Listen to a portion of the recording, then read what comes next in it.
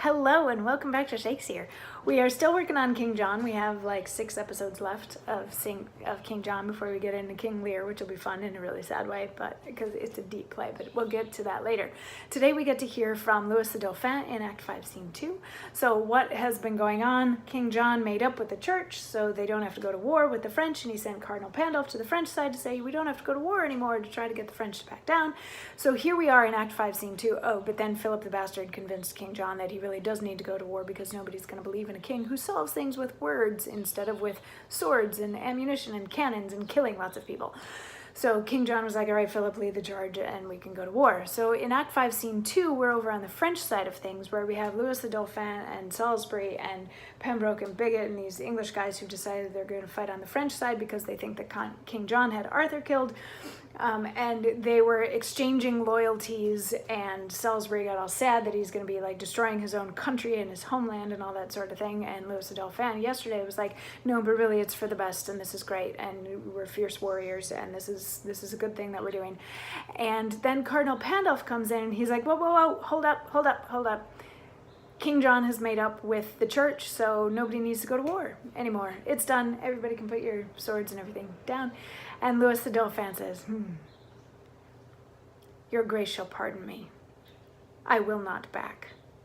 I am too high-born to be propertied, to be a secondary at control or useful serving man, an instrument to any sovereign state throughout the world.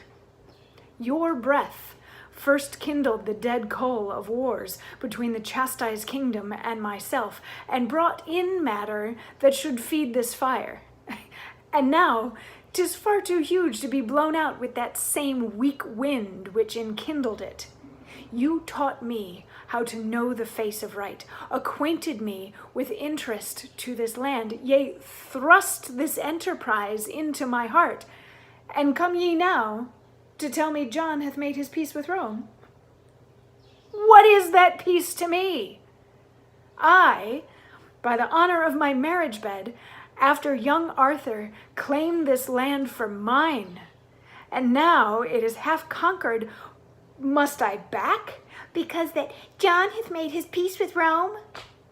Am I Rome's slave? What penny hath Rome borne? What men provided? What munitions sent to underprop this action? Is't not I that undergo this charge? Who else but I? And such as to my claim are liable, sweat in this business and maintain this war. Have I not heard these islanders shout out, Vive le Roi, as I have banked their towns? Have I not here the best cards for the game to win this easy match played for a crown? And shall I now give o'er the yielded set? No, on my soul, it never shall be said.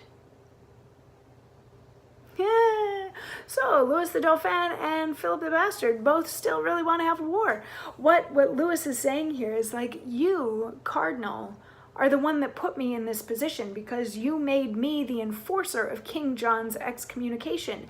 And you were the one that sat there and forced my hand and made me say that I was going to do that and go against him when we were going to have Blanche and me get married, like to solve things. You're the one that split us back up again. And now you're going to come in here just like, oh, no, whoops, sorry, you don't have to go to fight. He's like, no, this has gone too far for us to turn back now.